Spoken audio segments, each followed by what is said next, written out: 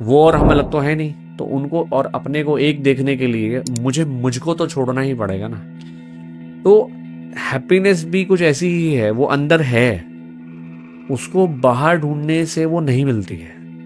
और अगर आप अंदर से दुखी हैं तो मैंने ऐसे कितने लोगों को देखा है जिनके पास हर वो चीज है जो लोग जिसकी कल्पना भी नहीं कर सकते, लेकिन फिर भी वो दुखी हैं। लोग सोचते हैं पैसे से खुशी आती है, तो बहुत सारे लोग व्यूअर्स देख रहे होंगे, उनको पता है कि लोग ऐसे ऐसे भी लोग हैं, करोड़ों अरबों रुपए उनके पास हैं और वो बिल्कुल दुखी हैं।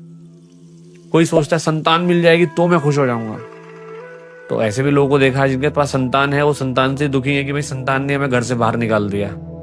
बहुत सारे बड़े बड़े नामचीन लोगों का आपको पता है कि जिनके साथ ऐसा हुआ, और आपको आसपास भी ऐसे लोग दिख जाएंगे। तो फिर खुशी आखिर किस बात पे निर्भर कर रही है, और हम खुश कब होने वाले हैं?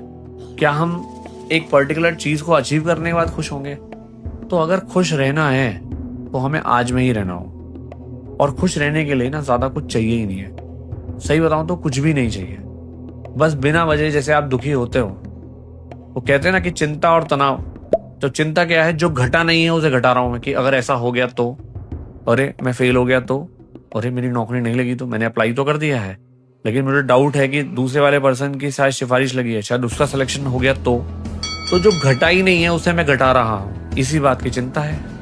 और तनाव ये है कि भाई ऐसा हुआ था, मेरी लाइफ में ये प्रॉब्लम हो गई थी, ऐसा हुआ था, एक बार की बात है, हम ऐसा हुआ था हमारे साथ, हमारा घर, हमारे पास ये इतनी बड़ी जमीन थी, आज हमारे पास कुछ भी नहीं है। इस बात को लेके भी हम टेंशन लेके चल रहे हैं। तो जो घट गया है ना उसे हम बदल सकते हैं, और जो घटने वाला है शायद वो भी हमारे कंट्रोल में नहीं है।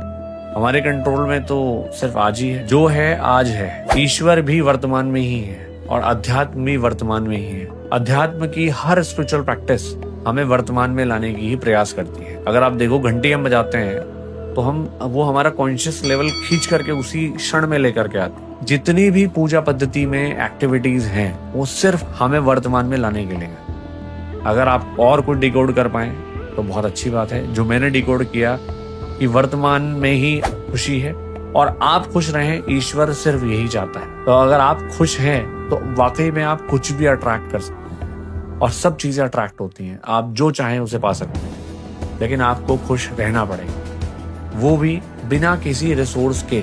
आप बिना किसी रिसोर्स के साथ खुश रह सकते हैं। अगर आपको इससे जुड़ी और बातें हम इस बारे में कर सकें तो आप कमेंट करिएगा। मेरे पास इस बारे में डिस्कशन करने के लिए बहुत सारी चीजें हैं। वीडियो देखने के लिए धन्यवाद। राधे राधे।